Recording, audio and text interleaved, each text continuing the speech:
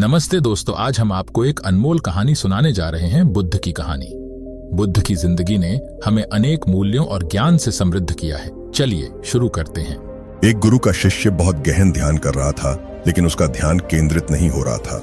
उनका मन सदैव विचारों से भरा रहता था। उसने अपने दिमाग को खाली करने की बहुत कोशिश की, लेकिन उसकी सारी कोशिशें नाकाम रहीं। अंत में जब वह सब कुछ कर चुका, तब वह अपने गुरु के पास गया और बोला, गुरुदेव, मेरा मन हमेशा विचारों से भरा रहता है। मैं एक जगह ध्यान केंद्रित नहीं कर पाता। जब देखता हूं तो दूसरी चीज पर चला जाता हूं, फिर तीसरी और चौथी चीज करता हूं। मेरे दिमाग में हजारों विचार चलते रहते हैं और मुझे पता भी नहीं चलता कि ऐसा कब होता है। बहुत समय बाद मुझे एहसास होता है कि मैं क्या करने बैठा था और क्या सोच रहा था। हे गुरुदेव, मैं अपने दिमाग को विचारों से खाली करना चाहता हूं। मैं चाहता हूं कि मेरे मन में एक भी विचार न रहे। जब चाहूं तभी विचार उठना चाहिए। गुरु ने कहा कि किसी भी समस्या का समाधान तभी होता है जब हम समस्या की जड़ तक पहुंचते हैं, समस्या को ठीक से समझते हैं और जानते हैं। क्या आपने उस मन को भी जाना है जिसे आप खाली करना चाहते हैं? शिष्य ने कहा, गुरुदेव, मैंने मन को जानने की बहुत कोशिश की है, लेकिन जितना इसके बारे में जानता हूं, यह उतना ही रहस्यमय होता जाता है। गुरु ने कहा, जाओ और छोटे छोटे पत्थरों से भरा एक घड़ा ले आओ। तब शिष्य छोटे छोटे पत्थरों से भरा एक घड़ा ले आया और गुरु के पास रख दिया। गुरु ने कहा, इस घड़े को अपना मन समझो और इस घड़े में पत्थर भरे हुए हैं। अब इस घड़े में और पत्थर डालो। शिष्य घड़े में पत्थर डालने लगा। घड़ा पहले से ही भरा हुआ था।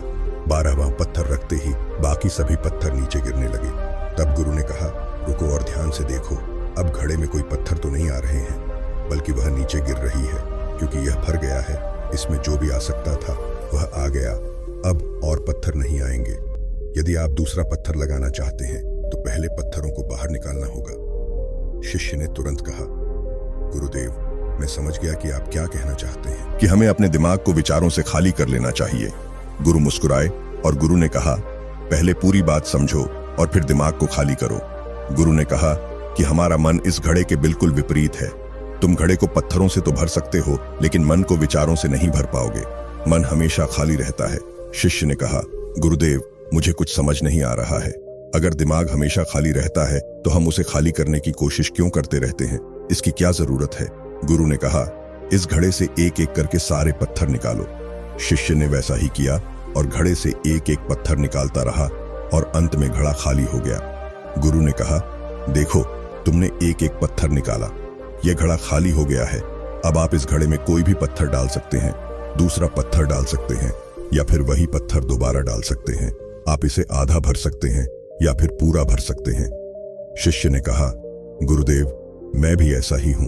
मैं बता रहा हूं कि मन को खाली करना है। ये तो पत्थर हैं, इन्हें आसानी से निकाला जा सकता है और घड़ा खाली किया जा सकता है, लेकिन मैं अपने मन को कैसे खाली करूं?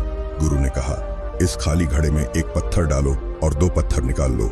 शिष्य ने यह कहा, ऐसा कैसे हो सकता है कि जब इस घड़े में एक पत्थर होगा तो एक ही पत्थर निकलेगा, फिर 2 पत्थर कैसे निकल सकते हैं? गुरु ने कहा, चलो ऐसा करो, इस घड़े में 2 पत्थर डालो और 4 पत्थर निकाल लो। शिष्य ने कहा, गुरुदेव, ये कैसे संभव हो सकता है? ये कोई चमत्कारी बर्तन नहीं है कि 1 डालो तो 2 निकालो, 2 डालो तो 4। गुरु ने कहा, यह घड़ा चमत्कारी नहीं है, लेकिन तुम्हारा घड़ा यानी तुम्हारा मन चमत्कारी है। यदि आप इसमें एक विचार निकालेंगे तो इसके पीछे 2 विचार होंगे। जब आप उन 2 विचारों को पकड़ते हैं तो उनके पीछे 4 विचार उभर आते हैं और वह खाली नहीं रहता। यह मन का भ्रम है कि सब कुछ है, लेकिन कुछ भी नहीं है। शिष्य ने कहा, गुरुदेव, आप जो कह रहे हैं वह मैं समझ गया, लेकिन क्या मैं हमेशा अपने विचारों के जाल में फंसा रहूंगा? क्या मन के भ्रम से बाहर निकलने का कोई रास्ता है? बिल्कुल नहीं। और जब आप उन 4 विचारों को पकड़ते हैं तो उनके पीछे 16 विचार उभरते हैं, और ऐसा करने से विचारों की एक लंबी श्रृंखला बन जाती है और आप कहीं नहीं रुकते। एक के बाद दूसरे विचार को पकड़ते चले जाते हैं। यह मिट्टी का घड़ा पत्थरों के घड़े के समान है। भरा रहेगा, लेकिन आपका मन कभी नहीं भरता, वह हमेशा खाली ही रहता है। हमारा दिमाग भी एक विचार के बाद हमारे लिए हजारों विकल्प खोल देता है और हम एक मुख्य विचार को छोड़कर उन हजारों विकल्पों में फंस जाते हैं। शिष्य ने कहा, मैं आपकी बात अच्छी तरह समझ गया हूं, लेकिन अब मुझे क्या करना चाहिए? मेरा मार्गदर्शन करें। गुरु ने कहा, मन के जाल में मत उलझो, मन को खाली करने की कोशिश मत करो, अपना ध्यान इकट्ठा करो, एकाग्रता लाओ। जो भी कर रहे हो उसे अंतिम मानकर करो। ऐसे करो कि बाद में इसमें आपको कुछ भी करने की जरूरत नहीं है। और जब आप किसी दूसरे विचार पर काम करते हैं तो बस उसी पर काम करें, कोई दूसरा विचार नहीं। मन के भ्रम से बाहर निकलना इतना आसान नहीं है, लेकिन अभ्यास सब कुछ कर सकता है। शिष्य ने कहा, गुरुदेव, मैं भी ऐसा ही करूंगा। यह समझाने के लिए आपका बहुत बहुत धन्यवाद। हम सभी अपने दिमाग को खाली करने की कोशिश करते हैं, मन में उठते बैठते विचारों से परेशान रहते हैं। हम चाहते हैं कि ये विचार कहीं चले जाएं और हम शांत हो जाते हैं, लेकिन जितना हम इन विचारों से दूर भागते हैं, हम विचारों का उपयोग करते हैं कि वे हमें शांत करते हैं, और वे आपके उन्हीं विचारों से जुड़े होते हैं जिन्हें आप छोड़ना चाहते हैं। इसलिए ये विचार इतनी शक्तिशाली हैं। जब आप सोचना ही नहीं चाहते तो आप शांत रह सकते हैं। यह तभी संभव है जब आप शांत रहने की कोशिश करना बंद कर दें और अपनी समस्या को हल करने पर ध्यान दें। ध्यान केंद्रित करें और समझें कि चिंता करने से नहीं, बल्कि सोचने से समाधान मिलता है। गुरु ने कहा, इस मिट्टी के बर्तन को पत्थरों से आधा भर दो। शिष्य ने वैसा ही किया। फिर गुरु ने कहा, अब इन पत्थरों में से एक पत्थर चुन लो और उस पत्थर की एक छोटी सी मूर्ति बनाकर मुझे दे दो। मैं जानता हूं कि तुम एक अच्छे कलाकार हो। जब शिष्य ने 11वां पत्थर निकाला और उस पत्थर को तराशना शुरू किया तो उसे एहसास हुआ कि यह पत्थर अच्छा नहीं है। तो उसने घड़े से दूसरा पत्थर निकाला, उसे वह पत्थर भी पसंद नहीं आया। फिर उसने तीसरा पत्थर निकाला, उसका रंग उसे पसंद नहीं आया। फिर उसने चौथा पत्थर निकाला, लेकिन उसे इस पत्थर में एक दोष निकला। इस प्रकार उसने लगभग सभी पत्थर बाहर फेंक दिए। उसे ऐसा करते देख गुरु ने कहा, वह पत्थर जो तुमने पहली बार निकाला था, यह समझकर उसी पत्थर की खोज करो कि तुम्हारे पास कोई दूसरा पत्थर नहीं है। तब शिष्य ने उस पत्थर को ही खोजना शुरू कर दिया और उस पत्थर से उसने अपने गुरु की एक बहुत ही सुंदर मूर्ति बनाई और अपने गुरु को भेंट की और कहा, बहुत सुंदर, इस पत्थर से मूर्ति बनाई जा सकती है। मैं इसका विचार भी नहीं कर सकता था।